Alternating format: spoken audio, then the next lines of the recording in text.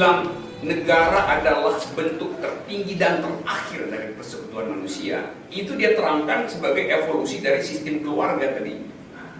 Wah, lu sih Roh dapat duit banyak dari Cikeas. Ya gila, gue nggak pernah miskin dari kecil. Nah sekarang gue lagi ngajar di PDIP, ini kan otaknya di mana itu? Teman-teman PDIP juga tolong dong itu kadernya ditertibkan. Dan apa mereka nggak tahu bahwa saya itu mengajar di Megawati Institute untuk kader PDIP 3 tahun. Oh, jadi bayangin 3 tahun atau mungkin 4 angkatan saya mengajar di Megawati Institute, Jalan Proklamasi itu. Diminta mengajarkan pokok-pokok pikiran bangsa, prinsip-prinsip demokrasi. Apakah saya mengkritik PDIP? 4 tahun saya mengajar di Megawati Institute tentang pikiran bangsa itu, di proklamasi itu. Anda mungkin nggak pernah ngajar di situ. Saya mengajar di tempat pengkaderan PDIP, Megawati Institute itu, tentang pokok-pokok pikiran negeri. Yang pertama tentu adalah soal nasionalisme. Kalau ada tema tentang Islam pasti, ada tema tentang sosial demokrat. Sekarang kita mau bicara satu tema yang tadi istilahnya tepat, kontroversial. Kenapa dia kontroversial? Kontroversialnya ada di dalam gagasan konsep integralistik itu sendiri, dan kontroversialnya juga ada di dalam biodata dari Supomo sendiri. Supomo itu pegawai Jepang sebelumnya, sebelum ikut membuat draft undang-undang dasar. Jadi kita bisa berhipotesis bahwa apa benar Supomo itu mandiri waktu merumuskan ide integralistik? Jangan-jangan disuruh oleh Jepang itu. Satu. Kedua, kalau Supomo itu intelektual, maka konsepnya akan utuh. Dia akan pertahankan konsep itu sebagai basis berpikir di dalam menyusun gerak pikiran berikutnya di dalam undang-undang dan seterusnya. Tapi kita lihat Supomo merumuskan konsep integralistik untuk membela status negara yang lebih tinggi dari individu itu. Dan filsafat Hegel, Spinoza dan Adam Muller untuk membela status negara. Jadi dia pro ide negaraisme. Tapi kemudian dia ikut menyusun undang-undang yang juga memasukkan seluruh pasal tentang hak asasi manusia dari Charter PBB yang sangat pro individu. Jadi Anda lihat ada dua hal yang bertentangan di dalam konsep negara integralistik di Undang-Undang Dasar 45. Dia pro negaraisme. Di dalam Undang-Undang RIS dia undang-undang sementara, dia pro individualisme. Jadi kita mesti cari tahu kenapa begitu. Kan itu kontroversinya kan. Bisa bayangin nggak? Jadi satu orang terlibat di dalam dua undang-undang dasar dengan dua konsep yang bertabrakan itu. Itu sama dengan orang nuduh saya PSI sekaligus dituduh saya FPI gitu. Sama itu Pak. Itu gimana? Apa nggak ngaco gitu? Saya lagi dibully berhari-hari di Twitter gitu. Jadi itu problemnya. Ini saya mau coba terangkan itu secara ringkas supaya kita bisa diskusikan di mana sebetulnya hal yang boleh disebut origins pada Supomo. Nah tadi saya mulai dengan mengatakan bahwa sampai hari ini kita tetap menghormati Supomo sebagai orang yang menghidupkan terus ide masyarakat adat karena disertasi dia di negeri Belanda tahun 27-an itu adalah tentang hukum adat. Jadi kita bisa bilang intellectual origins dari pikiran Supomo adalah konsep harmoni masyarakat adat. Kalau kita mau lihat genealoginya, tetapi kita tahu bahwa belakangan dia nggak pro masyarakat adat sebetulnya, dia pro negaraisme yang melampaui status masyarakat adat. Dia pro individualisme yang justru membatalkan statisme. Jadi kita lihat nih orang rumit gitu, bukan rumit sebetulnya. istilah teknisnya eklektik, mengut sana mengut sini gitu. Itu masalah kita hari ini nih. Nah, hal pertama adalah istilah negara integralistik. Kalau kita belajar filsafat, kita nggak akan menemukan istilah itu di dalam kasanah filsafat hukum maupun filsafat politik. Jadi kalau kita pikir dari mana ada ide tentang negara, ada ide tentang stateism di dalam filsafat Hegel. Ada ide tentang kesatuan individu dan masyarakat di dalam filsafat Spinoza. Tapi istilah negara integralistik tidak ada di dalam kasanah konsep bernegara dalam legal philosophy maupun dalam political philosophy. Nah, ini menimbulkan semacam bukan kecurigaan seperti itu, tapi kuriositas tentang the origins dari konsep negara integralistik. Nah, kalau kita bongkar pelan-pelan misalnya, kita akan menemukan semacam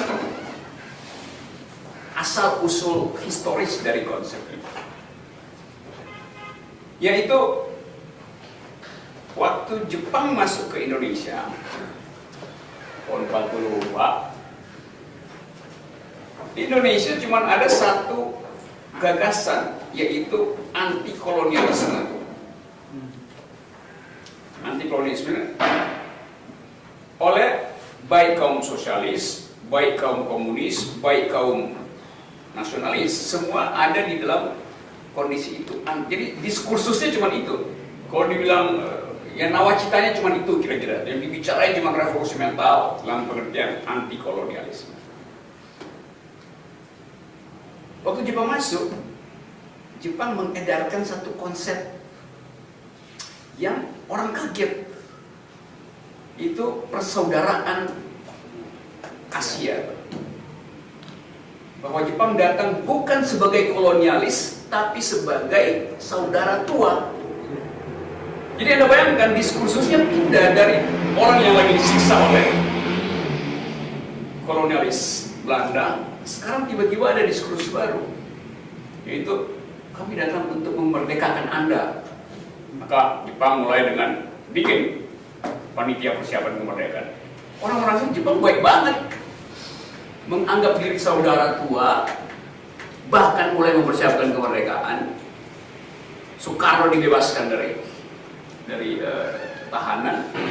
Jadi tiba-tiba kita atau mereka pada waktu itu merasa, kalau begitu yang disebut persaudaraan itu bukan sekedar persaudaraan di tingkat desa seperti yang dibayangkan Supomo misalnya, itu Manunggaling Gaula Gusti, tapi juga persaudaraan Asia. Jadi seolah ketemu antara ide Supomo tentang harmoni di masyarakat desa dan tawaran Jepang untuk membentuk satu persaudaraan Asia di bawah kepemimpinan Jepang. Nah, kita tahu Jepang memakai konsep yang sama, yaitu negara diatur berdasarkan asas kekeluargaan antara Tenno Heike dan rakyatnya. Jadi Tenno itu dianggap sebagai bapak yang bijaksana, sehingga rakyatnya memuja dia tuh. Lalu dicari paralelisasi bahwa Jepang justru punya pikiran yang cocok dengan apa yang disebut alam batinnya orang Indonesia, yaitu kekeluargaan. Maka klik di situ. Kita sebagai analis kita bisa anggap bahwa ada kesamaan ide antara Supomo dan pemerintah Jepang. Itu satu soal. Pada waktu Jepang datang. Tapi kita juga bisa bikin analisis diakronis dalam analisis sejarah. Bahwa Supomo memang pengagum Nazi, pengagum Hitler, pengagum cara berpikir orang Jerman itu, yang ingin menyatukan segala sesuatu. Walaupun pada waktu itu Nazi sudah melemah, tapi sebelumnya Supomo selalu mengungkapkan ideal dari Indonesia adalah seperti Jerman, yang punya ide, punya gagasan besar tentang negara, dan membutuhkan seorang pemimpin yang patronasi, memberi patronasi pada publik. Jadi Anda lihat bahwa dua sumber ide dari integralis, tiga sumber ide. Pertama dari kekaguman Supomo terhadap sistem pemerintahan Tenohika, dan Supomo saya kira 2 kali diundang ke istana Tenohika di Jepang untuk menyaksikan sistem pemerintahan kekeluargaan Jepang. Jadi itu sumber pertama adalah kekaguman pada Tenohika. Sumber kedua adalah pengetahuan dia tentang Staatside di dalam filsafat politik Hegel, karena dia belajar di Belanda pada waktu. Jadi dia mengerti ide dasar dari pikiran-pikiran filsuf semacam Hegel, Adam Müller, dan Baruch Spinoza. Yang ketiga, dia menulis disertasi tentang hukum adat, dan itu dia survei kehidupan hukum di banyak masyarakat adat Indonesia. Maka dia dapat semacam ide bahwa Indonesia harus disusun berdasarkan suasana kebatinan masyarakat adat, yaitu tidak ada jarak antara pemimpin dan yang dipimpin. Jadi ada 3 sumber, satu dari Eropa tentang Statism, kedua dari Jepang tentang ide kekeluargaan versi Tenohika, ketiga konsep terutama di Jawa tentang Manunggaling Kaula Gusti. Jadi 3 unsur ini kemudian kira-kira dia ramu dan dia sebut this is a new kind of integralistic state. Jadi konsep integralistik kira-kira dari 3 soal itu. Saya harus memberi tafsir begitu, karena nggak ada orang kasih tafsir tentang itu. Orang cuma bilang, ya itu karena waktu Undang-Undang Dasar 45 disusun, BPUPKI itu ada di bawah todongan Jepang. Ya memang Jepang lagi menguasai Indonesia, dan berkali-kali Supomo mengutip semacam permintaan dari Panglima teritorial Jepang di Indonesia waktu itu, yang menginginkan agar supaya Indonesia janganlah mengutip pikiran-pikiran Barat, kita punya pikiran sendiri di Asia. Kan itu pesan dari si kepala bala tentara di Indonesia. Jadi kira-kira Supomo akan bilang, iya tuh, kalau gue ngomong yang lain gue bisa di penjara gue. Jadi dia dianggap menyogok pemerintah Jepang dengan ide yang mirip dengan sistem pemerintah Jepang, yaitu integrasi. Tapi kita tahu sebelum itu juga sebetulnya Supomo sudah akrab dengan pikiran-pikiran totaliter di Jerman, yaitu terutama dari filsafat statisme dari Hegel tadi. Jadi itu sampai sekarang bikin kontroversi. Kita mau baca bagaimana persoalan itu. Nah, kontroversi itu terbawa sampai Orde Baru mengadopsi jalan pikiran Supomo dalam bentuk negara kekeluargaan. Dan Soeharto lah sebetulnya yang paling menikmati tafsir otoriter dari Supomo. Buat kita sekarang menganggap mungkin Supomo nggak maksud begitu, tapi Harto mengatakan bahwa negara ini berprinsip integralistik, dan itu yang udah jadi debat di tahun 80 tentang peta itu. Nah, kalau kita bayangin misalnya di mana sumbernya negara ini integralistik, yang berdaulat adalah negara. Kalau negara nggak berdaulat di Indonesia, yang berdaulat adalah rakyat. Karena konstitusi kita tidak berdasarkan kedaulatan negara, konstitusi kita berdasarkan kedaulatan rakyat. Jadi ide dari Soeharto pasti bertentangan dengan ide konstitusi. Tetapi siapa yang berani melawan pikiran itu pada waktu itu? Yang bilang, itu salah, nggak ada yang berani, itu pasti dibui 18-20 tahun kan. Jadi kalau saya simpulkan adalah Supomo dijadikan otoriter sebetulnya oleh Soeharto pikirannya. Apa Supomo otoriter? Enggak. Kalau Supomo pro hak asasi manusia, dia ikut menyusun konsep yang pro hak asasi manusia. Jadi dia pasti nggak otoriter. Apakah Supomo pro demokrasi? Enggak, karena dia setuju dengan pikiran Nazi. Jadi bolak-balik di situ kan. Satu pihak orang anggap dia otoriter karena pro Nazi, satu pihak orang anggap Loh, dia justru bikin undang-undang yang pro hak asasi manusia, seluruh pasal dari Charter PBB tentang HAM dimasukkan di dalam undang-undang dasar kita. Jadi ada di situ, kita ada di situ sampai sekarang tentang apa sebetulnya problem negara ini.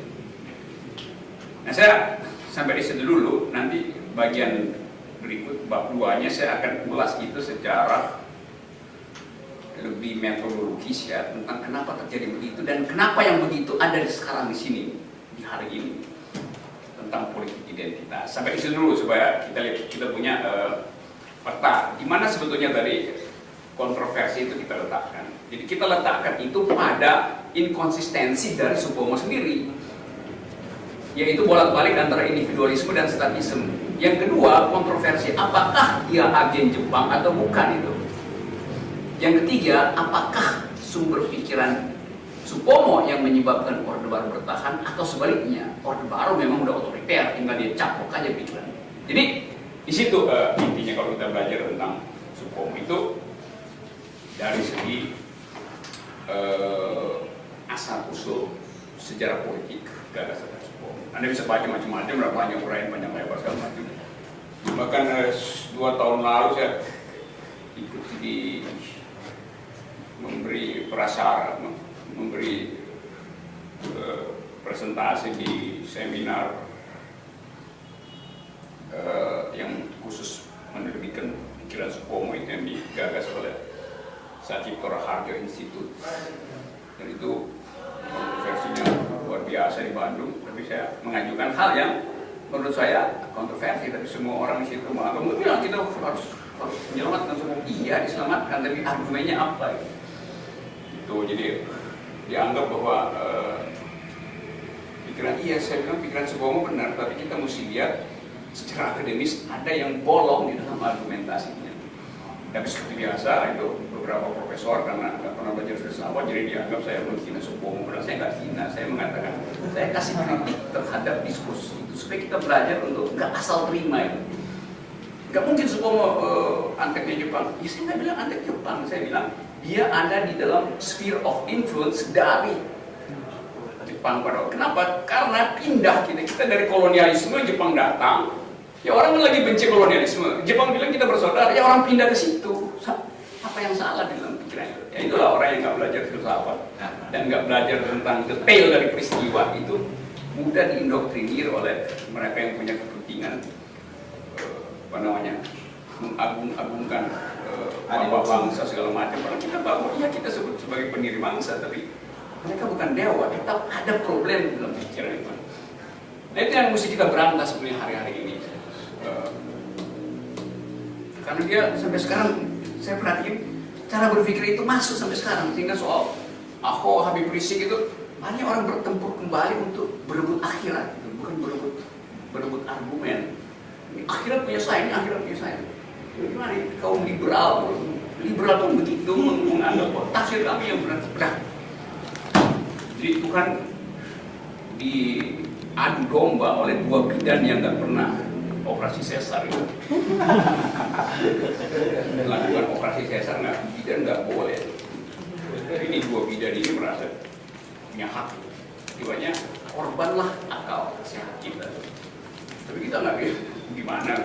Anda kasih pikiran kecil tuh nyamuk, belatung sama lalat itu Anda supung dengan yang disebut booster itu.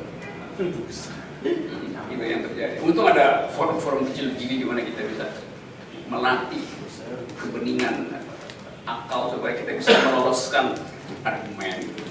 Oke, saya kira itu bagian pertama dulu supaya nggak terpecah nanti. Ada soal yang mau didiskusi di bagian itu dulu.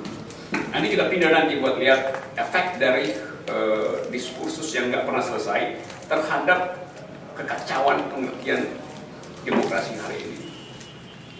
Oke, baik teman-teman, ada warna sebenarnya di dalam BPUPKI itu ketika Supomo dianggap panitia paling utama di perumusan naskah P3KI dan juga BPUPKI itu ada masukan diskursus menarik kurang lebih itu dengan kata di mana Hatta mewacanakan kenapa Supomo ini sangat tidak menyukai ide-ide HAM dan juga suara-suara kebebasan demokrasi yang ada di dalam BPUPK itu. Apakah itu karena Jepang sendiri atau memang ada kebatinan teosofinya Supomo yang mengilhami pemikiran yang mengenai konsep integralistik itu. Dan dibilang otoriter, ya memang otoriter. Saya pernah ke ini, Gonovi, teman-teman, SMA Teresia yang dimana saat itu dijadikan gedung perumusan BPUPKI oleh Jepang. Hatta Soekarno Supomo berkantor di sana. Ternyata kalau kita nih sekarang ke dalam berbagai ruangan di SMA Teresia itu justru yang menonjol ya Hatta dengan Soekarno. Gambar Supomo atau catatan Supomo itu sama sekali tidak ada. Padahal kalau kita menganalisis sejarah di dalam konsep perumusan BPUPKI dan juga P3KI itu, Supomo lah sebenarnya paling dominan dalam hal ini. Saya kira teman-teman mungkin 3 atau 4 pertanyaan dari teman-teman untuk didiskusikan dengan panelis kita, silakan.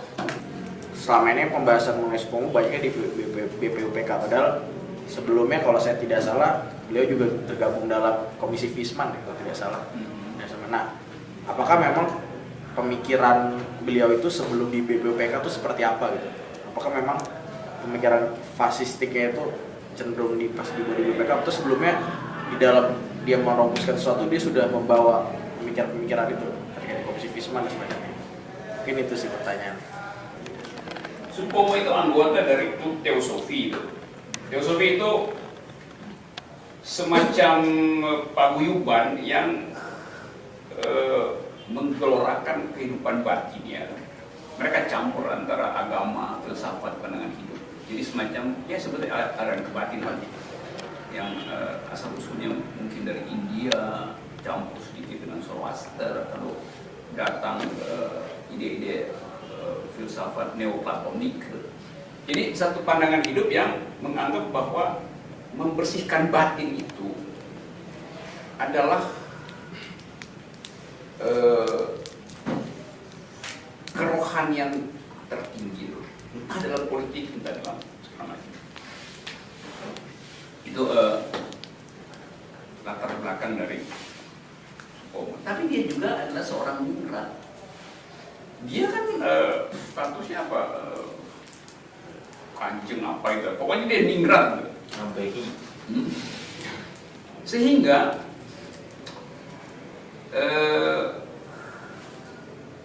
sinkretisme Jawa itu yang digabung dengan pikiran filsafat Barat dan teosofi itu kita bisa bayangkan ya, saya nggak tahu, kita nggak pernah bercakap tentang ini, tapi kita bisa bayangkan orang yang belajar teosofi ditertibkan di dalam kultur feodal keningratan, lalu bekerja di bawah asuhan pemerintahan militer Jepang.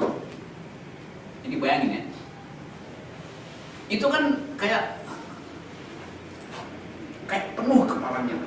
Dia nggak mungkin hilangkan teosofinya karena dia kecanduan di dalam kelompok diskusi. Dia nggak mungkin membatalkan status genetik dia sebagai darah biru, dan dia nggak mungkin menghindari cara berpikir ilmiah yang lama dia belajar di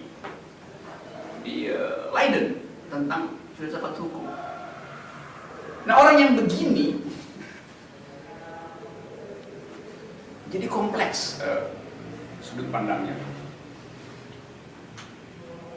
Sementara kita tahu pada waktu itu elitenya yang mungkin cuma 7-4 orang atau berapa orang yang dianggap bisa berpikir untuk menyusun satu gagasan yang akan mendasari kehidupan bernegara. Kan konstitusi itu kan dasar untuk menyelesaikan banyak problem. Nah, kalau sekarang mungkin kita bisa saling WA atau pulang rumah kan, lu gimana, lu udah bikin belum ini? Pada waktu itu nggak ada fasilitas itu. Jadi kita lihat betapa Supomo akan dominan menguasai forum. Lain kalau di situ misalnya ada Tan Malaka, itu akan dibantah oleh Tan Malaka. Ada Sultan Syarif akan dibantah oleh Sultan Syarif. Tapi Tadi benar itu. Yang ada di situ cuma kaum nasionalis itu. Ya, Islam. Islam. Pikiran sosialis, pikiran komunis nggak ada di situ, tidak terwakili di situ. Jadi status keningratan dari Supomo itu sedikit menyihir. Sidang itu, ini gila ini yang ngomong darah biru coy. Gitu. Doktor dari Leiden dalam usia muda, mungkin umur 24 dia dapat PhD dengan tesis yang sangat kuat tentang komunalisme dalam sistem hukum itu. Jadi bisa dipahami bahwa gagasan Supomo itu menjadi dominan gitu di situ. Tapi kemudian benar tadi bahwa pada akhirnya gagasan itu dibatalkan oleh gagasan Hatta. Itu negara ini tidak boleh berdasarkan atas asas kedaulatan Tuhan, kedaulatan hukum, kedaulatan negara, tapi hanya boleh atas dasar kedaulatan rakyat. Dan itu ditulis akhirnya sebagai pasal yang diusulkan Hatta, yaitu pasal 2 ayat 2 dari pasal 1. Negara berdasarkan kedaulatan rakyat, full stop, titik. Jadi kedaulatan lain nggak boleh ada. Membayangkan khilafah juga nggak boleh karena udah dibatalin oleh pasal itu kan. Sebagai imajinasi iya, tapi berupaya mencapainya dengan pemaksaan ya nggak bisa ya. Jadi Supomo juga akhirnya batal di situ. Setelah itu kemudian berganti beberapa 2-3 kali bergantian undang-undang dasar. Di setiap pergantian Supomo ada. Tadi saya katakan. Dalam upaya untuk meminta publik internasional memberi perhatian pada agresi Belanda kedua, Konstitusi 1950 memasukkan seluruh pasal hak asasi manusia. Supomo ikut merumuskan itu, menuliskan. Gitu. Sudut pandangnya. Nah, kita sekarang mau memberi evaluasi apa yang terjadi dengan masyarakat kita sehingga kontroversinya nggak selesai. Yang terjadi sebetulnya adalah saya cari istilah yang enak ya. Kalau orang debat, orang ingin memenangkan perdebatan secara hegemonis. Jadi dia selundupkan argumen, dia bangun logika yang ketat supaya argumennya tidak bisa dibatalkan oleh lawan debatnya. Di dalam teknik debat kita sebut itu sebagai memenangkan dengan cara hegemonik. Tapi ada cara kedua, yaitu dengan merahkan massa. Orde Baru memenangkan teori integralistik bukan dengan massa, tapi dengan kekuatan hegemonik, yaitu melalui infiltrasi dalam kurikulum, penataran segala macam. Orde Baru nggak pernah nodong senjata supaya orang jadi integralistik. Dia pakai kurikulum yang disusun oleh PP7. Salah satu ketua yang paling kontroversial di situ PP7 adalah profesor dari Fakultas Hukum UI, namanya Pak Mo Wahyono. Profesor Pak Mo Wahyono, kepala PP7 yang menyusun kurikulum Pancasila. Pak Mo Wahyono bilang begini, negara integrasi itu dasarnya adalah totalitas kehidupan masyarakat yang berdasarkan kesatuan kekeluargaan antara pemimpin dan rakyatnya. Dia pakai istilah totalitas. Dia bilang, Supomo bilang begitu. Waktu dicek misalnya oleh Marsilam Simanjuntak misalnya salah satu, Supomo nggak pernah pakai istilah totalitas. Supomo pakai istilah totaliter. Jadi kita lihat bahwa Pak Mo Wahyono berupaya untuk memanipulasi pikiran Supomo supaya nggak kelihatan totaliter, maka dia bilang totalitas. Enggak, di dalam naskahnya itu ide totaliter, bukan ide totalitas. Kan ini mau mengamankan Orde Baru supaya dia nggak totaliter kan? Dianggap keluarga itu totalitas. Enggak. Supomo maksudkan secara letter istilah totaliter. Nah, itu jadi skandal dulu. Kok profesor hukum memanipulasi istilah karena ingin memenangkan hegemoni pesanan rejim Orde Baru kan? Maka kita dulu anggap Pak Wahyono itu manipulatif. Dan situ dia nggak dapat semacam penghargaan dari kalangan akademisi. Wah, Anda ternyata antek rezim aja. Yang antek rezim juga sekarang banyak di UI. Yang berusaha untuk memanipulasi, misalnya istilah revolusi mental, itu dibikin segala macam, ditafsiri terus, sehingga jadi fit and proper dengan kebijakan yang sekarang. Loh, kebijakan sekarang itu udah gak lagi mencerminkan nawacita, udah lain sama sekali. Hutang pertama yang didoktrinkan Jokowi, kami Jokowi JK tidak akan berhutang 1 sen pun. Sekarang dia berhutang paling banyak 238 triliun sampai hari. Tapi orang akan bilang, iya tapi itu kan perubahan suasana. Iya, berarti Anda dari awal tidak mendeteksi bahwa ini nggak mungkin negara nggak berhutang gitu. Karena dia nggak hutang itu bukan, hutang itu baik, itu cuma soal ngitung DSR-nya. Seberapa banyak dia akan menggerogoti BUMN kita. Kalau misalnya hutang kita berapa sekarang misalnya? Hampir 2 triliun rupiah, hampir 2.000 triliun rupiah. Ya nggak apa-apa, uang BUMN kita kalau dijual 4.000 triliun kok masih ada kembalian. Kalau kita hitung secara ekonomis, ya nggak ada apa-apa. Tapi karena waktu kampanye Pak Jokowi dan Pak JK bilang kami tidak akan berhutang 1 sen pun, maka orang anggap sekarang ya berarti bohong dong. Jadi begitu-begitu aja. Dan kemudian kebohongan itu dimanipulasi oleh yang disebut sebagai apa istilah Gramsci, intelektual yang disewa negara untuk membenarkan kebijakan itu kan. Sehingga publik sebetulnya kehilangan ya antara gimana sih jadinya. Kan kita bingung aja kan ngapain, tapi kita yang ngerti anggap oh iya memang digaji untuk berbohong gitu, digaji untuk menghasilkan riset yang bohong gitu kan. Ya Orde Baru itu jago begituan. Salah satu tokohnya yang namanya Pak Wahyono tadi. Kita lihat satu benang merah, yaitu keinginan orang untuk selalu memperoleh identitas. Kita bangsa Indonesia beridentitas Manunggalan Kaulah Gusti. Itu yang membedakan kita dengan bangsa-bangsa lain. Jadi kita eksploitasi identitas. Nah, beberapa sebulan lalu saya mengajar tentang Sultan Syahrir di sini. Kita lihat kontras antara Sultan Syahrir dan Susopo. Sultan Syahrir dia berpikir tentang ide global. Jadi dia orang yang menganggap bahwa Indonesia bagian dari perkembangan pikiran global, maka kita harus tune in dengan pikiran global itu. Subomo sebaliknya menganggap bahwa Indonesia unik dan karena itu tidak boleh tercemari pikiran global.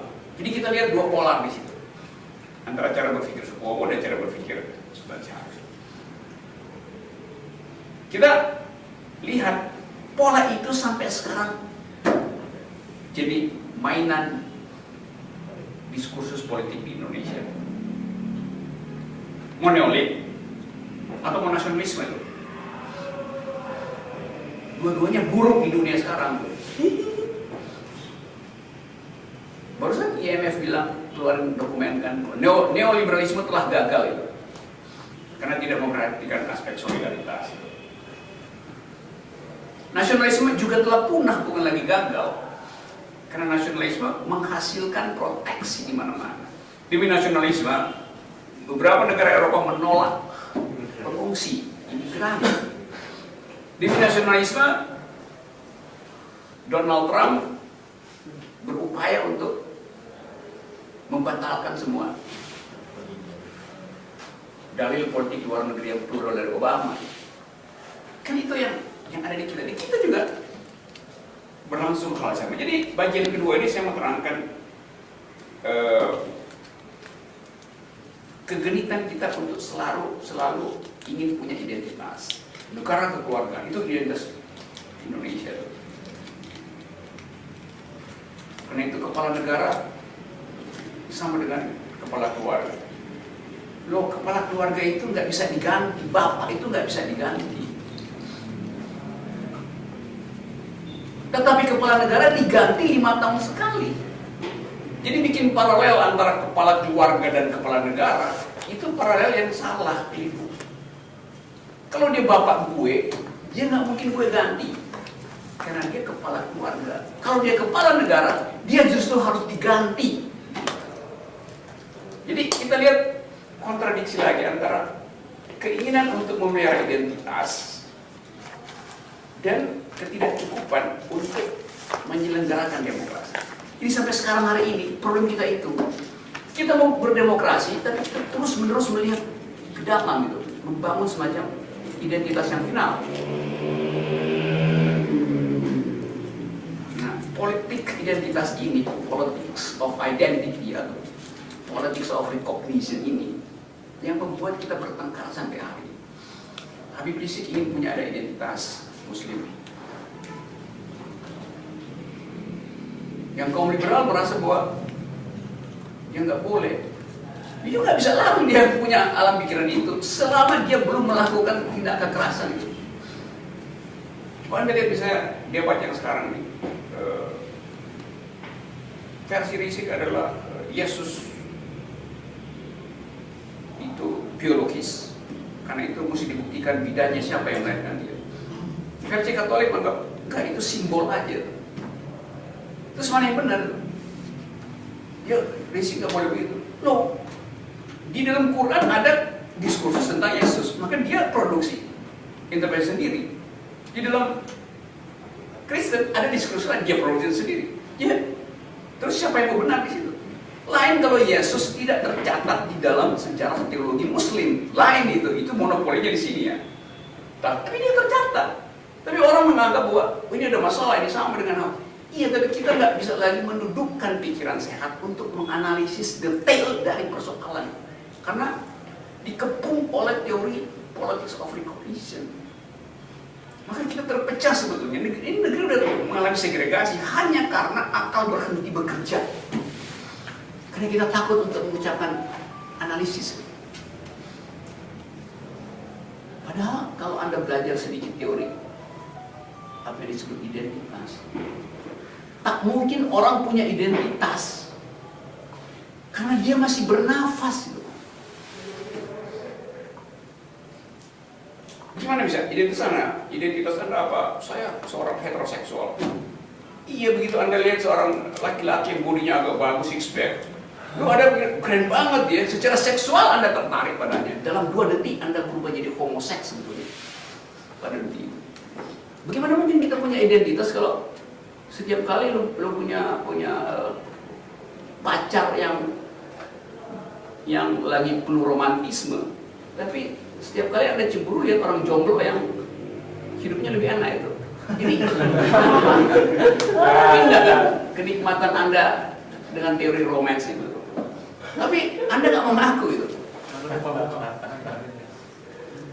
Tubuh kita ini setiap 2 detik sel berubah. Ini ada yang jatuh dari sayap gugur, ada sel darah merah yang direproduksi.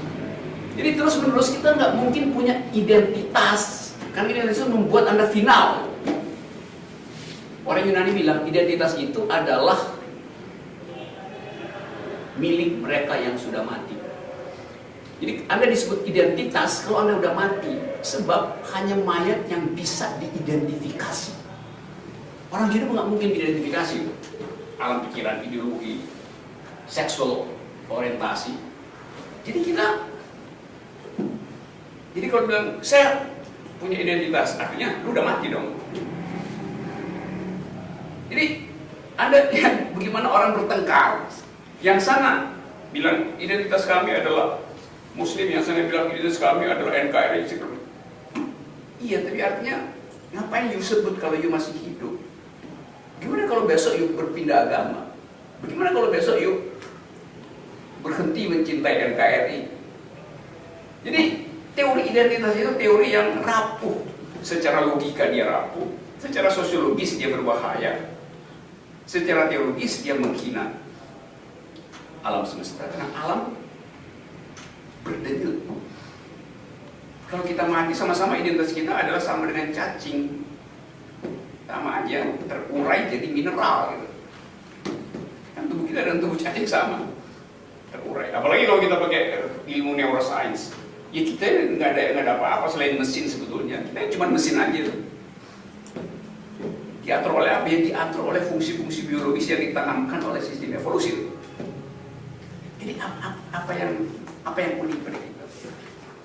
Nah, itu soal yang saya mau ajukan itu di akhir tahun, supaya nanti kita nggak mengulang keinginan atau obsesi memiliki identitas di tahun baru nanti itu.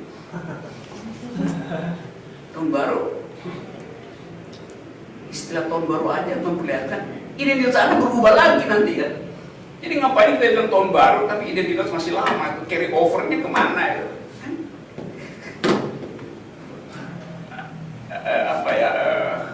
Bangsa ini terlalu banyak mengkonsumsi mitologi bahwa seseorang itu final identitas. Kalau dia final nggak ada perselingkuhan, kalau dia final nggak ada perceraian gitu. Jadi orang sebenarnya nggak pernah final. Itu soalnya. Ada soal. Nah saya tadi kan pakai teori itu untuk memperlihatkan bahwa Supomo juga pindah-pindah identitas dari pro negara pergi pada pro individu, itu udah pindah identitas. Lalu orang bilang kok dia nggak penting dia konsisten, yang penting kita lihat reputasi dia itu waktu dia pro negara dan waktu dia pro individu. Sama halnya dengan seluruh debat sistem konstitusi. Ada yang ingin agar supaya Indonesia balik pada sistem kerajaan, ya oke aja, ada soal. Tetapi sekali lagi ayat 2 pasal 1 konstitusi kita membatalkan seluruh obsesi untuk menghasilkan identitas selain kedaulatan rakyat. Nah, bagian berikut saya mau terangin apa itu artinya kedaulatan rakyat. Tapi saya berhenti dulu di bab 2 tadi ya. Silakan siapa yang mau bersoal jawab dengan problem identitas. Oke, teman-teman. Saya dari media, Pak. Media, Iya, dari Republika. Oke. Ya, sebelumnya saya ingin berterima kasih untuk Tapi ini kelas ya, jangan ikut-ikuti kuliah saya. dengan penjelasan dan pemaparannya Bang Rocky. Terus terang sih juga sangat suka dengan pemikiran maupun sikap Bang Rocky. Saya masih ingat waktu pernah ada diskusi di UI itu Abang pernah keluar karena alasan moderator tidak ilmiah. Dia pernah Sering. Tidak, apa yang Abang sampaikan juga sejalan dengan sikap Abang gitu. Nah, ini menyangkut soal identitas nih Pak. Dari apa yang saya tangkap, dari yang saya pahami, Bang Rocky ingin mengatakan bahwa legitimasi sebuah kelompok individu terhadap identitas itu bisa menjadi soal. Misalkan tadi bilang lebih berisik dengan kelompok pro Ahok. Tapi bagaimana pula dengan kasus era pergerakan seperti yang dikatakan oleh Benny Anderson. Artinya kan memang orang pada satu masa tertentu ya butuh mengkonstruksi identitas gitu untuk istilahnya ya dialektika gitu toh. Artinya untuk membedakan gitu di pihak mana kita berdiri gitu. Dan memang sebuah identitas itu dari yang saya pahami dari konsep-konsep cultural studies memang dia tidak pernah bersifat final. Dia selalu bernegosiasi, dia selalu direproduksi gitu loh. Nah, dalam konteks wacana Indonesia di hari ini, menurut Abang klaim legitimasi soal identitas, aku yang paling Nusantara, aku yang paling Bhinneka Tunggal Ika, aku yang paling Indonesia gitu, itu membawa nilai positif nggak Bang? Atau memang dalam artian nilai positif ya memang proses dialektika berkebangsaan kita memang saya dalam bahasa Islamnya ya sunatullahnya memang begitu gitu loh, kita hidup di negara yang beraneka ragam gitu. Atau malah jadi kontraproduktif buat kehidupan kita. Jadi, yang terjadi di kita hari ini yang adalah carry over dari problem yang lalu, kita berebut identitas bukan dengan kekuatan hegemonik, tapi dengan diplor massa, dengan memamerkan massa. Baik yang masanya banyak maupun masanya sedikit, kan main massa jadinya kan. Satu pawai yang lain bikin pawai ulang. Jadi orang itu berebut identitas itu harusnya dengan kekuatan diskurs. Kalau masa itu soal daya tahan fisik aja. Begitu daya tahan fisiknya hilang, dia nggak ikut lagi demo. Sementara diskursnya nggak dipegang. Saya kasih contoh agak cepet-cepet misalnya. Sekarang kalau kita sebut bineka, kalau saya bilang saya bineka, itu kelompok yang di Petamburan akan bilang nggak mungkin ya bineka. Jadi FPI akan bilang saya pasti nggak bineka. Yang akan bela saya siapa? Kelompok bineka yang di sana di HI waktu itu. Sama dia bilang saya juga nggak bineka gitu. Jadi istilah bineka itu yang tadinya sebetulnya wilayah untuk tadi benar tadi untuk negosiasi, sekarang bineka itu mengalami substansialisasi menjadi benda. Konsep bineka hari ini kan bineka artinya you taruh argumen you, saya taruh, biarkan argumen itu tumbuh di dalam dialektikanya. Sekarang nggak begitu. Jadi apa bedanya antara mereka yang ada di Petamburan dan mereka yang ada di Sarihara misalnya? Sama. Membekukan konsep bineka. Gak ada bedanya kan? Ya, tapi kita nggak pakai massa, you pakai massa. Jadi jangan pikir massa itu yang ratusan ribu. Bikin 3 orang dan pamer di depan artinya memaksakan satu pikiran dengan massa walaupun sedikit massa. Gak ada debat di koran, gak ada debat di Twitter, gak ada debat di jurnal tentang the thing called. Di Twitter iya kayaknya. Di Twitter iya. Iya, gue aja yang dibully di Twitter. Dan dibully itu bukan dikasih argumen. Sehingga sekarang dilarang saya disebut tukang bilang orang dungu. Jadi nggak boleh bilang dungu. Dungu itu bahasa Indonesia yang baik dan benar. Jadi orang sekarang nggak boleh bilang dungu. Kalau gitu bilang apa orang yang gagal menjalankan prosedur berpikir? Gimana kita mau bilang coba? You bayangin orang cegah itu yang saya sebut tadi. Akhirnya orang kehilangan argumen. Lalu bikin aturan, jangan bilang dungu dong. Oke, bilang apa? Kurang pinter. Saya bilang dia bukan kurang pinter, sangat kurang pinter, bahkan kurang pinter seluruhnya. Dalam kurung DUNGU. Itu bahasa Indonesia bilang begitu. Saya nggak bilang idiot itu kecerdasan di dalam taraf tertentu itu idiot. Ini dungu artinya menolak prosedur berpikir, itu yang namanya dungu. Tapi orang marah, kenapa marah gitu? Kita nggak bisa ngerti. Jadi kita harus bilang dia. Coba bisa saya buka sedikit. Kita mesti bilang apa orang yang semacam itu? Goblok. Goblok. Asal. Jadi namanya kan pasti dikasih mari. Jadi kita kehilangan kebinekaan di dalam mengorganisir ide gitu. Karena dimonopoli, bahkan bahasa pun dimonopoli. Dilarang bilang kata dulu. Ya hapus saya dari kamus gitu.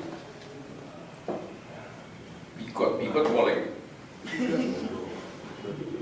Nah itu soal kita hari ini. Nah, kalau kita bilang misalnya boleh aja dari pertandingan identitas, tetapi kita mesti lihat genealogi dari yang disebut politik of recognition. Yang berhak meminta identitas itu adalah golongan yang minoritas, justru yang tersingkir identitasnya karena proses kebudayaan struktural. Kan orang Perancis kan ada minoritas, maka dia minta identitas. Rohingya minoritas, maka dia minta identitas. Di sini kalau Anda Muslim dan Anda minta identitas, itu artinya seperti jeruk makan jeruk. Ngapain mayoritas menuntut identitas? Tapi kita bisa bilang pasti ada problemnya. Apa misalnya? Ya halangan terhadap aktivitas politik. Oke, selesai itu. Segala macam. Di mana konfrontasinya? Ya di parlemen, karena itu problem pertandingan politik di dalam era yang terbuka demokrasi sekarang. Kan simple nerangin itu soal semacam ini. Tapi begitu kita merasa bahwa hanya kita yang boleh melakukan itu, yang lain adalah terlarang, yang sekarang diedarkan oleh kaum liberal picik itu, dia justru yang menjadi otoriter. Jadi kaum liberal kok jadi otoriter? Itu kan intoleran. Kenapa? Karena menganggap agama lain itu nggak penting. Ya bagi mereka intoleran cuma soal itu, agama. Sekarang bagaimana misalnya kalangan ini kan seolah-olah ini FPI kontra kalangan sebut aja quote and quote Islam liberal, Islam liberal. Yang ini bilang intoleran. Sekarang kalau saya bilang saya ateis, dua-duanya bersekutu menghajar saya. Jadi dia ikut jadi intoleran kan? Karena pengertian dia itu cupok gitu, apa sempit tentang intoleransi. Cuma soal keyakinan, soal LGBT diem semua. Jadi kita diumpankan pada kedunguan massal hari ini. Sehingga kalau Anda kasih ide yang agak kontroversi, Anda langsung didorong untuk masuk ke kubu sana. Gak ada semacam transaksi pikiran dalam masyarakat kita. Jadi ada yang gagal rezim ini untuk menghasilkan satu public sphere yang rasional. Sampai tadi orang masih debat soal Ahok nggak menista agama segala macam ini. Dalam ruang sidang gitu. Dalam ruang sidang orang masih pakai dalil itu. Yo, Ahok nggak dituduh menista Islam oleh siapapun. Dia dituduh melanggar PNPS dan KUHP. Jadi yang mesti dibatalkan apa? Dalil PNPS, KUHP. Itu yang mesti dibatalkan supaya Ahok lolos. Bukan dengan doa dan tangisan, nggak bisa. Jadi kita ke bawah pada dia, tapi dia nggak. Iya emang siapa yang bilang dia bersalah? Yang bilang dia bersalah adalah KUHP. Yang di belakangnya adalah PNPS. Jadi yang mesti dibatalkan apa? Ya dalil KUHP sana. Jadi lawyernya mesti cari cara untuk membatalkan dalil itu. Tapi lawyernya nggak punya kemampuan berpikir. Apa namanya, legal reasoningnya nggak ada. Saya bahkan dulu minggu lalu saya kasih semacam usulan untuk membantu Ahok itu, walaupun gue tetap dianggap memusuhi. Gue mau supaya ada debat bermutu di ruang sidang, sehingga akan ditinggalkan satu dokumen bahwa pada kasus Ahok ada diskursus hukum yang luar biasa, debat tentang apa yang disebut sekularisme, apa yang disebut delik, apa yang disebut legal reasoning. Itu nggak terjadi, udah 2 kali 3 kali sidang. Padahal kalau Anda lihat misalnya 2 minggu lalu di Belanda, seorang yang pekerjaannya menghina Islam 27 jam sehari, namanya Geert Wilders, dinyatakan bersalah oleh hakim tanpa dihukum. Padahal di Belanda itu nggak boleh orang memaki dinyatakan bersalah, karena itu adalah bagian dari pikiran liberal, demokratis. Tapi hakim bilang enggak, saya menghukum dia. Kenapa? Karena dianggap dia tokoh sedang berjuang untuk jadi Perdana Menteri dari Partai Freedom.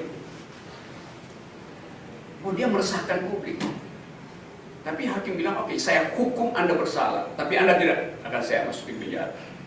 Jadi Anda lihat kecerdasan hakim itu, dinyatakan bersalah di depan publik, jadi hukum Anda bersalah. Itu udah hukuman etis yang luar biasa, karena dia akan merosotkan elektabilitas. Kalau masyarakatnya Rasional. rasional.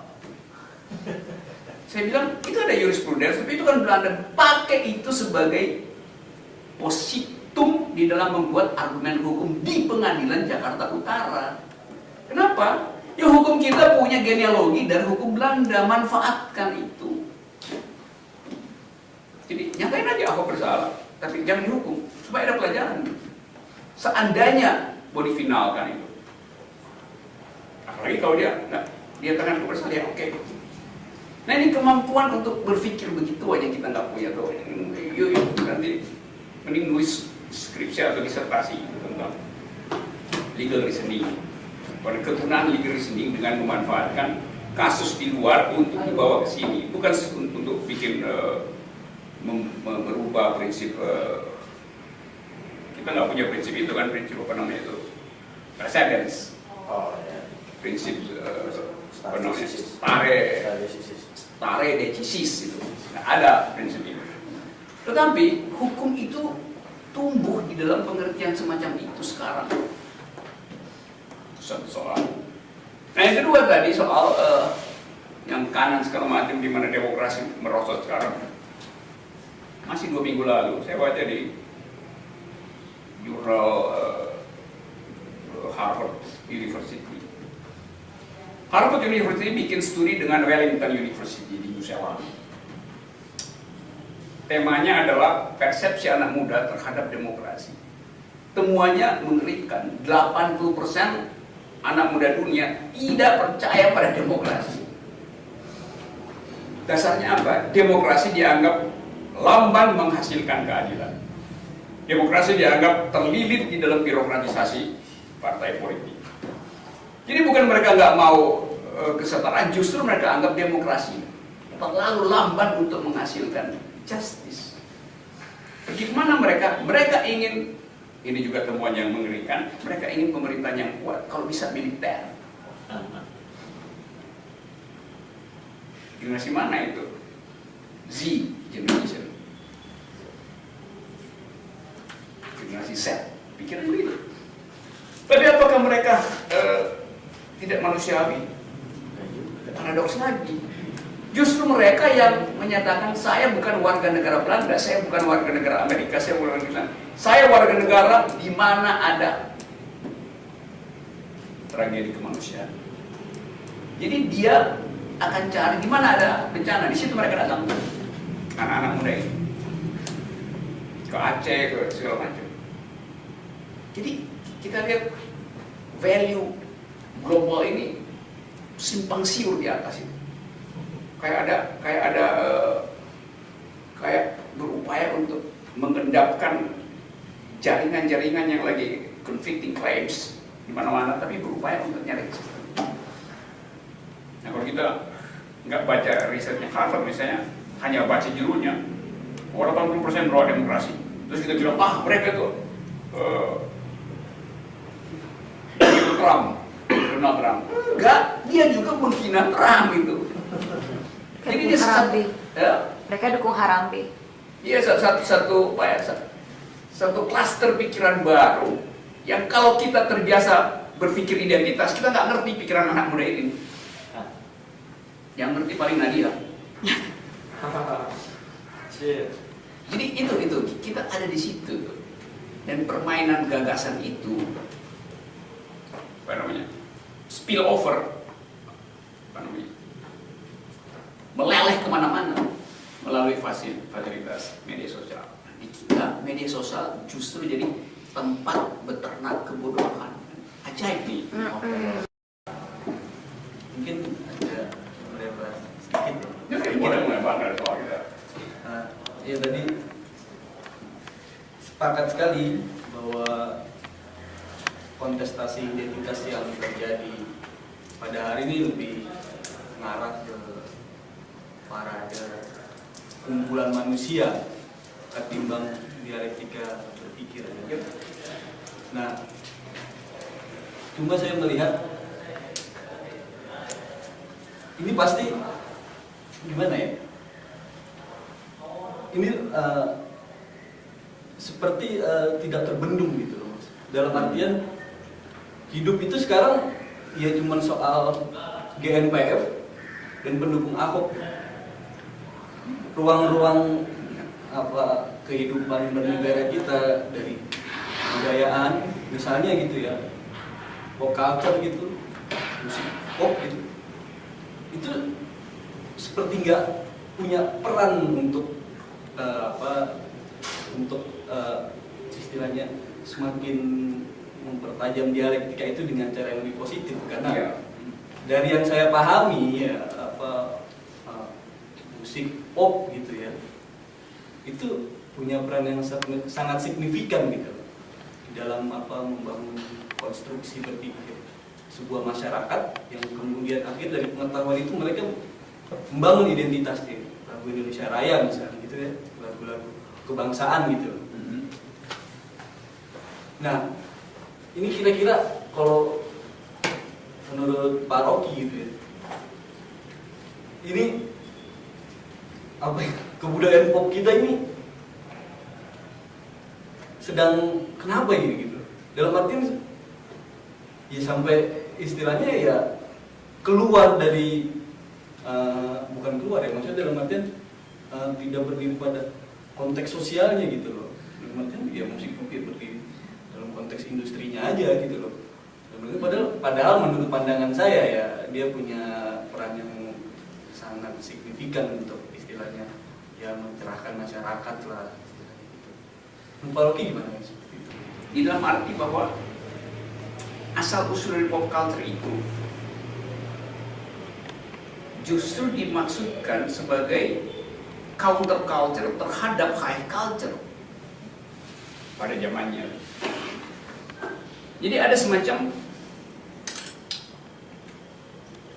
kimia yang menyatukan anak muda waktu itu untuk anti establishment. Karena itu kita sebut sebagai popular culture. Sini ada ini nggak ya? Ada. Sekalian saya terangin sedikit ya supaya kita bisa bedain antara apa sih ini di kita tuh yang mana yang laku itu. Oke. Oh ya, ada. Thanks. Kadang-kadang kita pakai istilah pop culture, padahal yang kita maksud mass culture itu. Suka. Jadi saya bersihkan dulu ya teorinya itu. Kalau dulu ya.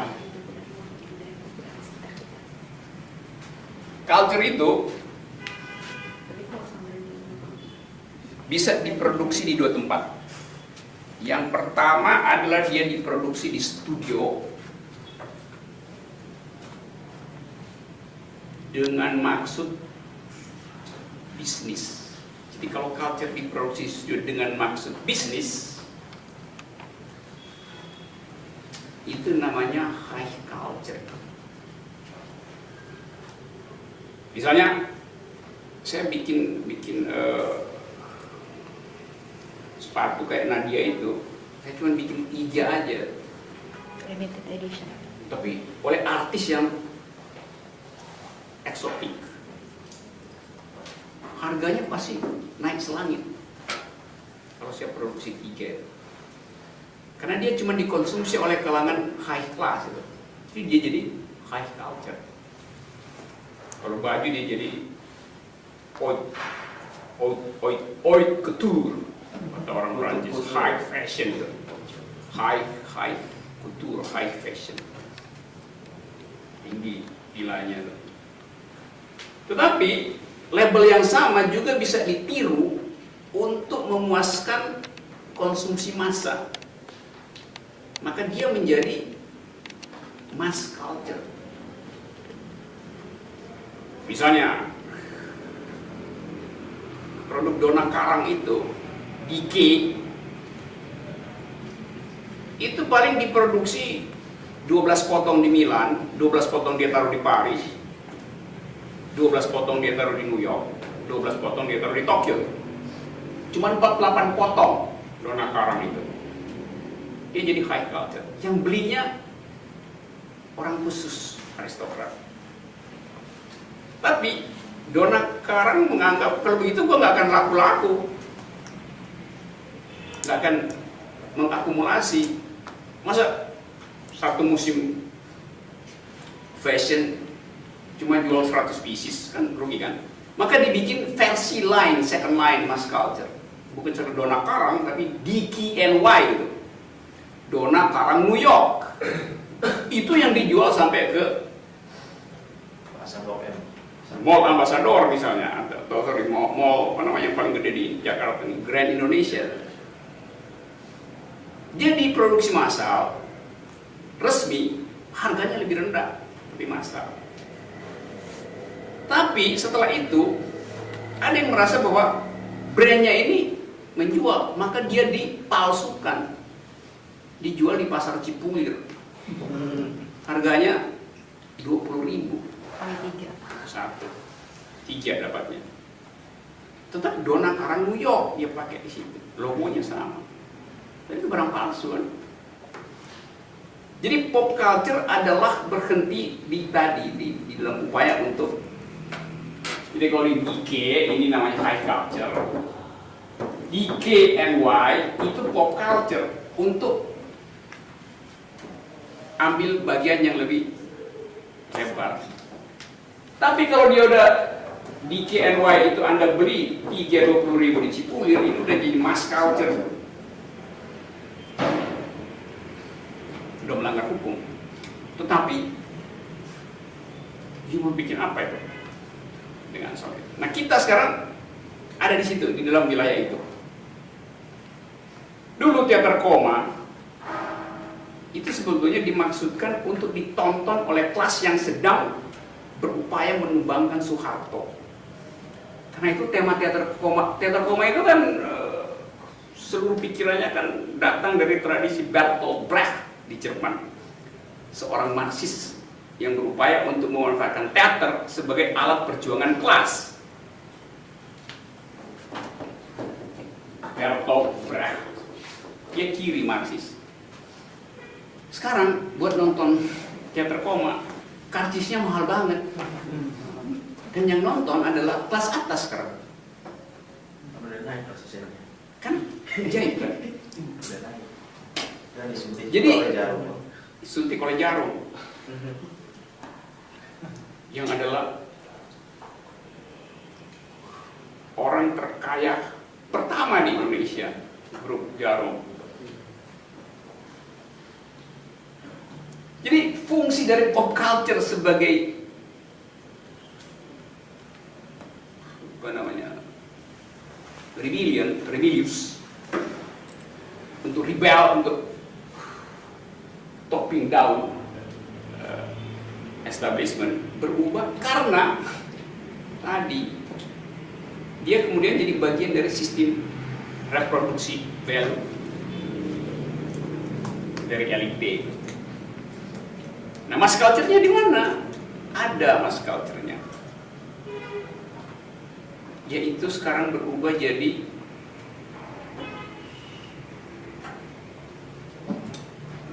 pinggir-pinggir sana, pinggir-pinggir kota. Dangdut, tepongan segala macam. Tapi direndahkan justru oleh elite. Karena di situ dianggap sebagai tempat transaksi seksualitas misalnya. Jadi dia disingkirkan 2 kali. Status dia sebagai culture dipinggirkan dalam pengertian yang sangat topografis, dipinggirkan ke pinggiran kereta tanah dan direndahkan value-nya. Tapi diam-diam para pemain jaipong di situ, para pemain doger segala macam, itu juga adalah langganan para CEO untuk ditampilkan di dalam klub-klub eksklusif. Jadi dia dinaikkan kelas di situ, tapi diturunkan kelas di sana ya. Kan aja cara-cara kita mengapresiasi culture. Kenapa dia jadi begitu? Karena tadi bangsa ini bukan nggak ngerti, tapi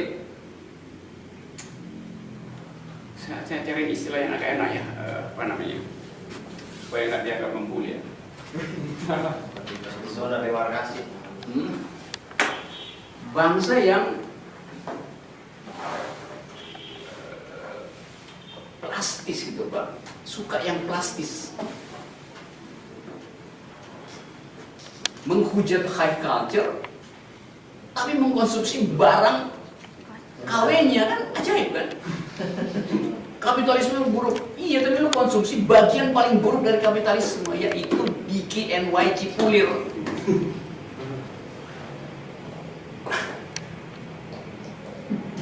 Nah, mental itu mental yang kita bawa karena kita tidak pernah menyelesaikan revolusi cultural. Yang ada revolusi politik itu pun nggak selesai. Lain dengan orang Prancis, satu kali dalam hidupnya mengatakan, saya tidak mau lagi mengkonsumsi sistem kerajaan. Tandanya jelas. Ketika kepala Louis XVI terpisah dari tubuhnya di satu pagi di alun-alun kota Paris 1789. Jadi ada cultural marker yang jelas. Nah, sekarang kita nggak punya cultural marker, penanda kebudayaan bahwa kita telah pindah. Atau sebetulnya apa penanda kebudayaan kita? Ada Om, telolet Om. Itu yang disebut penanda kebudayaan Indonesia. Bukan kemewahan pikiran atau ketajaman menghasilkan ide itu. Jadi problem kita di situ, cultural marker kita apa? Mau jadi sekuler nggak mau, mau jadi negara agama nggak mau, terus mau ngapain gitu? Oke, ini satu cara buat menyebutkan dengan ringkas, ini negara yang sedang mengalami schizofreni. Sebagai bangsa kita schizofreni, split personality. Tapi saya setuju Anda tadi bahwa sejarah sedang membongkar berbagai macam kepicikan bangsa ini. Jadi oke, kita lewati apa namanya, lumpur ini. Mudah-mudahan tidak melalui kekerasan. Sejarah punya sistem itu untuk recycling, beresin yang dialektikanya belum selesai, pertajam konfrontasinya yang produktif, sama seperti sistem ekonomi aja, ada counteractive circle di bawah. Ya ekonomi mesti hancur lagi supaya dia terus, kalau enggak hilang gitu. Nah, you bikin semacam hipotesa, kapan ini berhenti? Bulan depan ada pemilu DKI, 2 tahun lagi ada pemilu nasional, dan sistem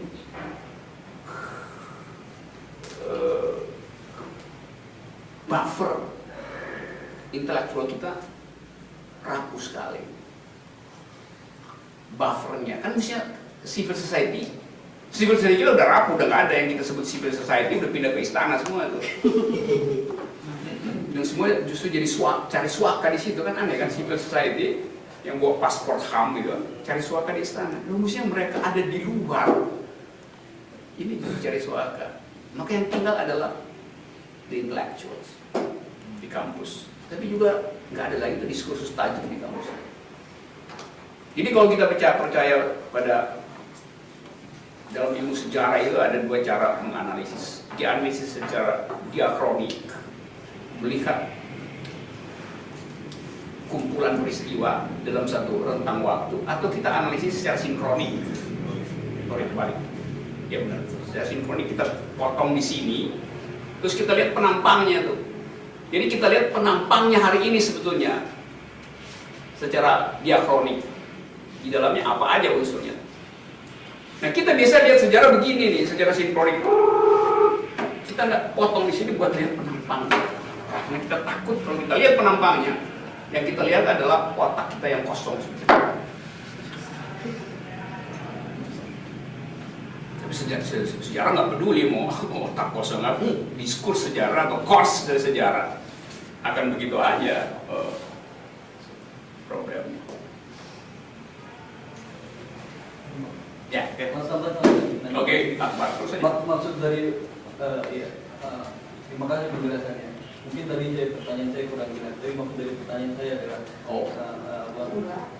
mungkin dapat dibalik kekakuan hidup yang terjadi sekarang ini, terus melankolisan kontestasi identitas tadi, dengan tangisan, air mata. Ya, mungkin salah satunya juga disebabkan karena produk-produk kebudayaan, produk-produk kesenian pop yang relatif mudah diterima masyarakat itu kering inspirasi, kering pengetahuan, sehingga mereka masyarakat juga ya akhirnya tidak mendapat apa-apa gitu. Maksud itu mungkin dalam situasi seperti ini kita bisa berharap ada semacam kebudayaan pop yang mencerahkan, yang bisa ya mungkin agak aneh sih harapan saya gitu ya. Kebudayaan pop yang istilahnya mencerahkan, yang bisa membangun kesadaran masyarakat lah gitu loh, yang tidak cuma soal identitas kelompoknya, agamanya kah, atau ya Ahok, Habib Rizik, Munarman gitu loh. Ya kira-kira mungkin nggak sih kebudayaan itu atau budaya pop itu menjadi jalan keluar yang paling efektif lah. Iya, tapi benar itu. Karena Anda nyeselin bisa diam-diam kan Anda menyesal kenapa Iwan Fals main politik, kenapa selain main politik, kenapa macam-macam lah. Tapi problemnya adalah dari awal sebetulnya kontraindikasi adanya pelemahan fungsi pop culture. Kontraindikasinya adalah peningkatan pop culture yang lain yang namanya booster sekarang. Itu kontraindikasinya gitu.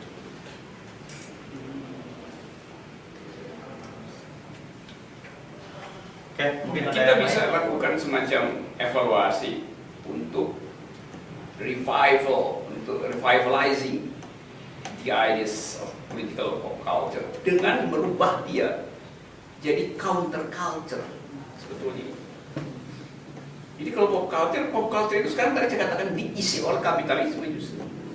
Nah, counter culture itu dia kayak film yang dibikin sama Dandi atau siapa itu soal Jakarta. Watchdog. Dandi.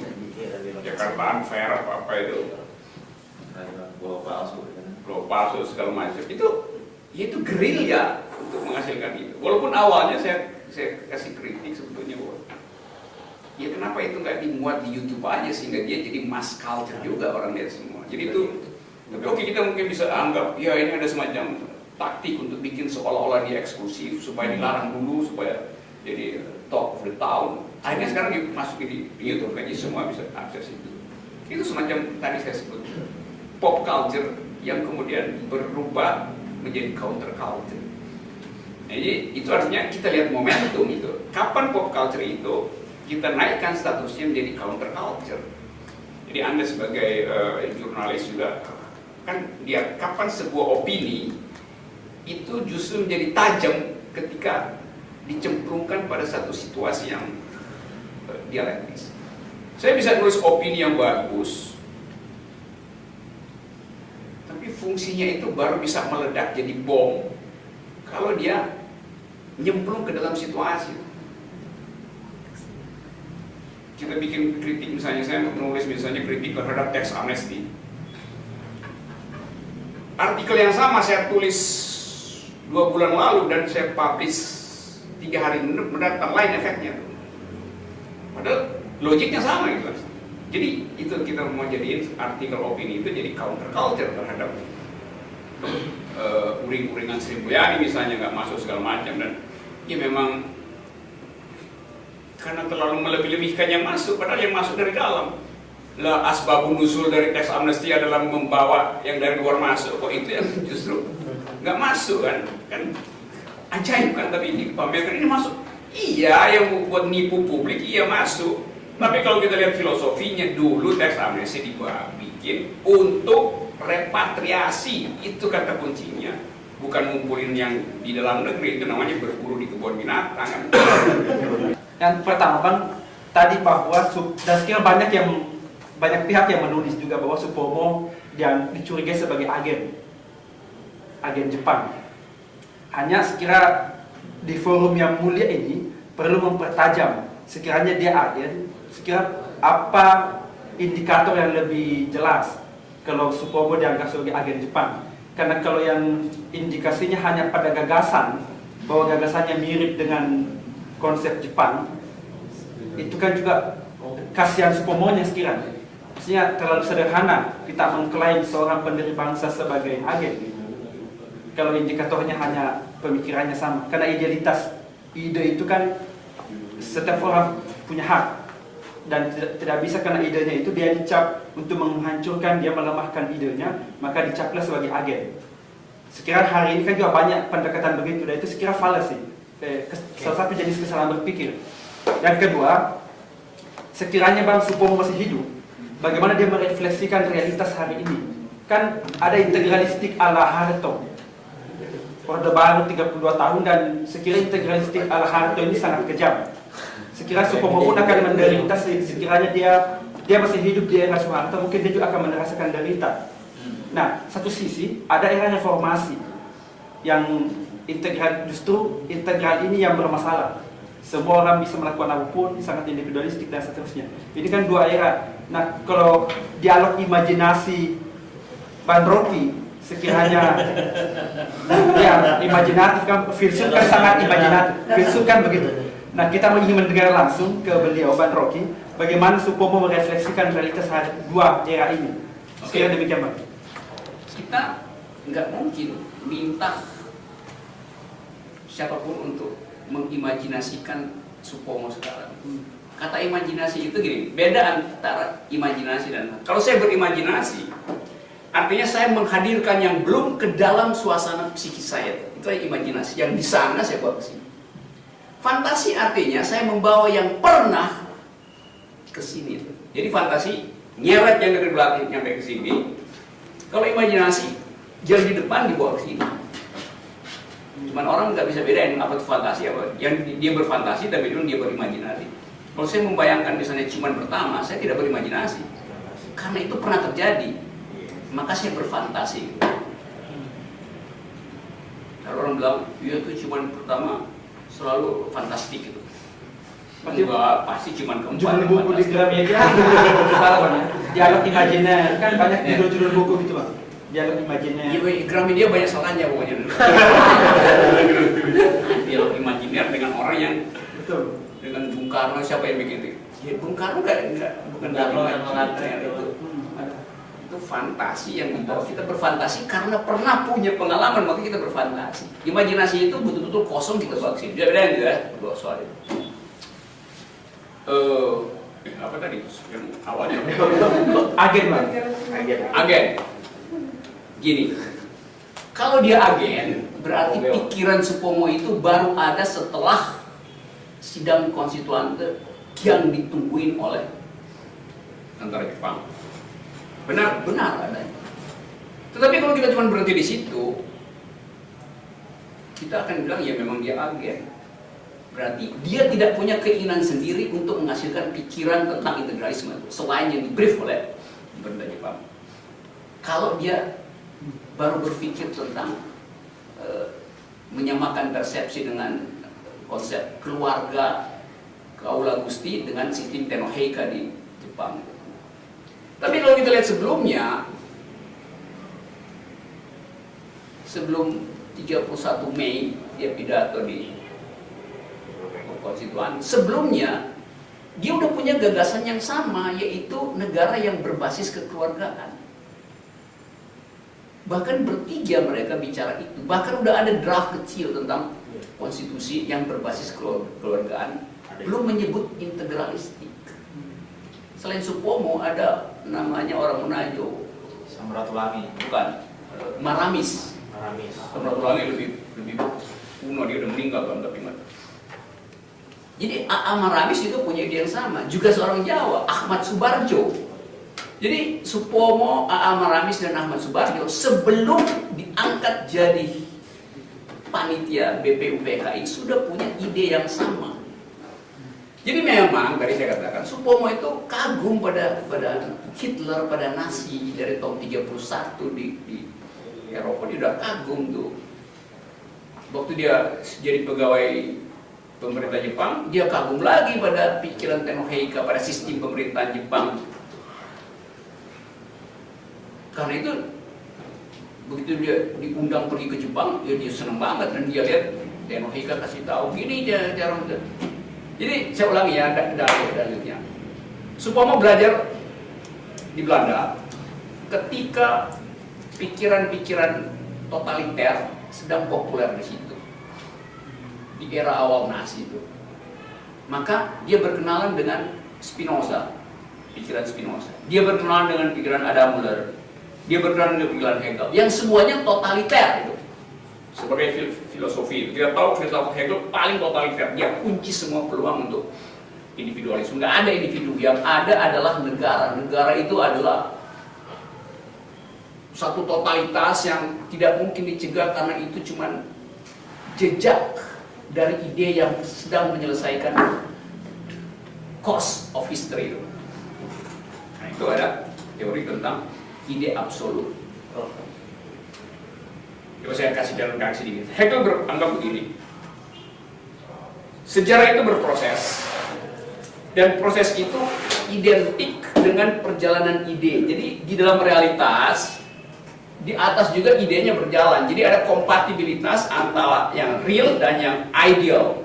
Dengan kata lain, ide dan yang real itu satu. Itu dalil dari Hegel. Apa namanya? Monisme namanya. Sekarang kita lihat apa konsep Hegel tentang realitas kalau idenya berjalan di atas dalam status yang berada. Negara ini akan berhenti pada satu saat ketika konsepnya telah final, yaitu dalam bentuk negara Prusia di Jerman. Agama akan berhenti dalam proses yang final, yaitu ketika Protestanisme bekerja secara rasional di Eropa. Gitu kira-kira jalan pikirannya, segala macam. Jadi perjalanan ide dengan perjalanan realitas. Pikiran itu, kalau saya uraikan, pikiran itu dikenali oleh Supomo itu. Sekarang kalau misalnya kita bikin fantasi sekarang, Supomo belajar Hegel, terus dia tahu tentang hukum adat Indonesia yang basisnya adalah Manunggaling Kaula Gusti. Lalu dia merasa kok sama ya, gitu. Jadi individu di mana? Nggak perlu ada individu, kan Manunggaling.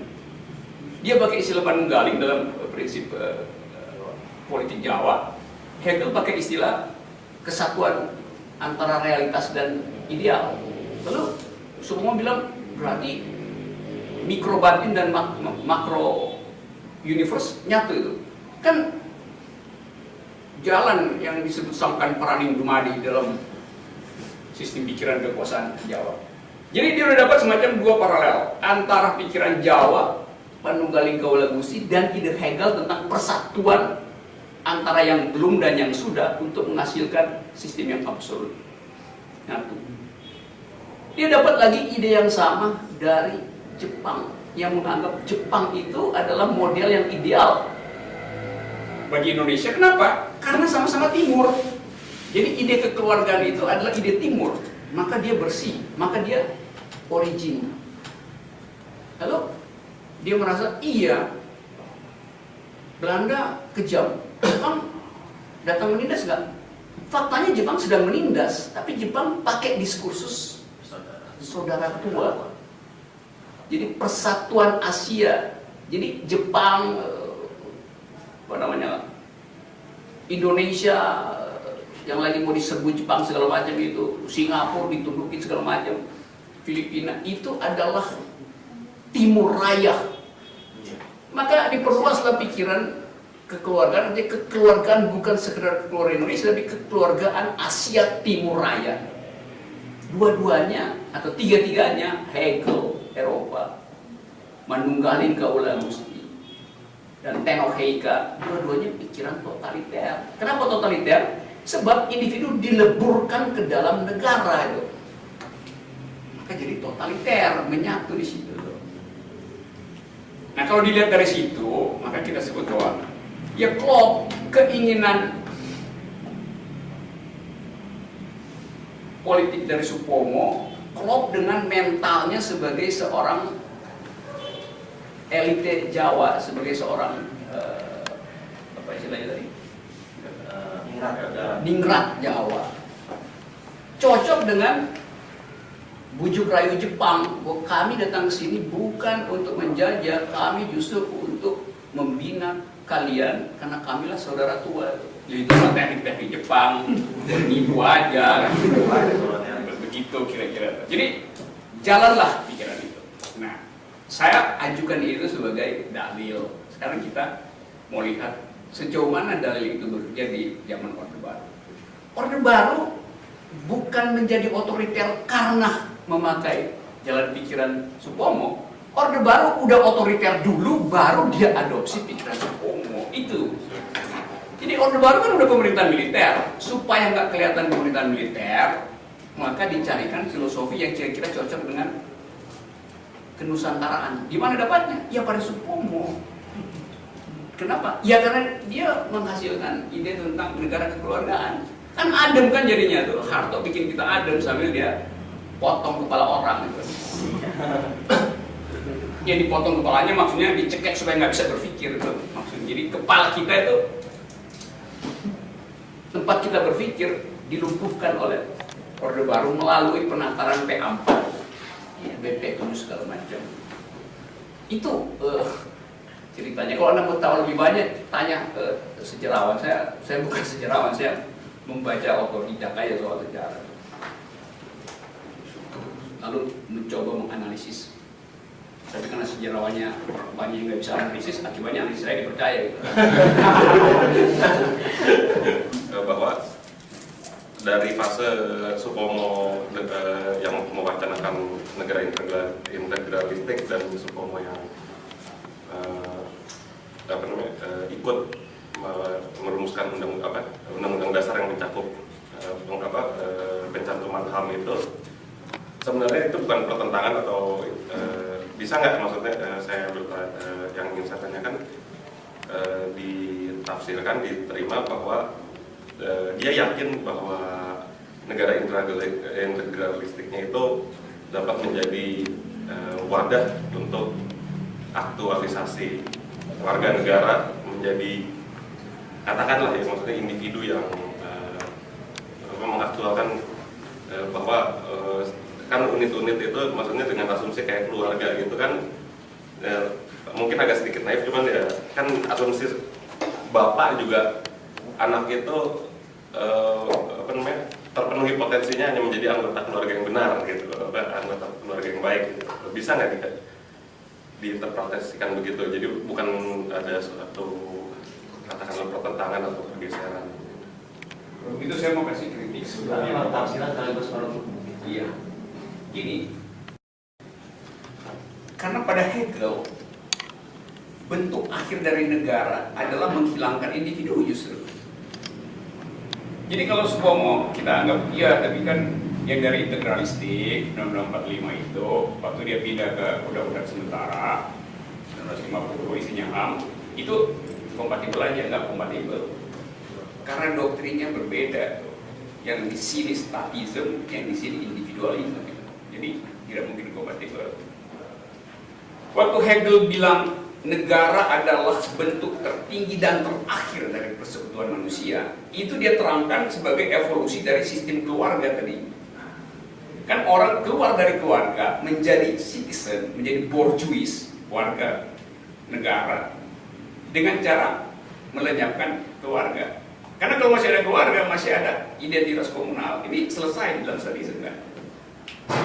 Jadi statisme di dalam pengertian integralistik harusnya begitu. Dengan kata lain, seluruh ide tentang otentisitas individu hilang. Tapi kemudian Supomo menyetujui pada waktu penyusunan undang-undang kedua memasukkan lagi sistem pengakuan terhadap individu. Jadi kita mesti bilang dia tidak konsisten. Kita mesti uji, bukan uji, berupaya memahami kenapa dia nggak konsisten. Ya buat saya gampang. Ya dia sebetulnya bukan akademisi, dia itu pegawai pemerintah, teknokrat, birokrat. Jadi disuruh apa aja yang dilakukan. Kan gampangnya gitu kan. Lain kalau dia betul-betul academician in optima forma, dia die hard kan. Enggak, gua nggak mau ikut nyusun undang-undang dasar 1950. Karena di situ ada ide HAM, gua berpikir anti individu kok, ngapain gua ikut itu. Tapi ya itu namanya, kalau sekarang ya booster ya, disuruh pilih sini. Kalau gampangnya kira-kira. Para bahasa. Nah saya nggak bukan dalam rangka melecehkan, tapi mendudukkan bahwa kalau dia orang yang firm punya pikiran segala macam itu lakukan aja kan, jangan lakukan itu. Jadi sama kayak misalnya yang sekarang juga begitu kan. Jadi kalau saya misalnya tidak berpihak pada Ahok, dianggap saya menghina intelektualitas. Loh, justru saya ada di dalam jalur yang tetap itu. Kan ajaib kan. Jadi gua mesti berpihak supaya dianggap akademis yang netral, kan agak aneh kan. Jadi orang yang nggak berpihak Ahok dianggap sebagai bukan lagi akademis, itu akan sulit diterima oleh akal sehat. Sulit. Tapi saya anggap ya ada orang yang cemburunya membabi buta ya. Sehingga peduli ya. Nah, kan bagaimana? Apalagi kalau kita politik itu makro, jadi lihatnya itu bukan sekarang, lihat sampai ujungnya gitu, final. Tapi begitu terangin begitu kan dianggap, wah lu sih Roh dapat duit banyak dari Cikeas. Ya gila, gua nggak pernah miskin dari kecil. Saya tinggal di Menteng dari kecil gitu. Cara berpikir itu tapi benar. Ya, saya tinggal samping Pak Harto dulu di Jalan Agus Salim itu. Waktu namanya Wisma Nusantara dibangun, Harto mesti pindah ke Cendana. Kalau nggak dia dilemparin bom molotov dari Nusantara, jatuh di situ. Gitu. Jadi orang yang kehilangan kemampuan komparasi itu, ya bisanya begitu kan. Itu si PNS dosen UI nyari makan di Cikias. Gua kesalahan saya bukan PNS tuh. Yang kedua, saya tidak pernah miskin. Itu kan dekat aja Bang. itu PSI, itu anti PDIP. Nah sekarang gua lagi ngajar di PDIP ini kan otaknya di mana itu? Kenapa? Karena orang terjebak di dalam mental block identitas, itu bahaya. Nggak ngalir Pak. Aduh. Assalamualaikum warahmatullahi wabarakatuh.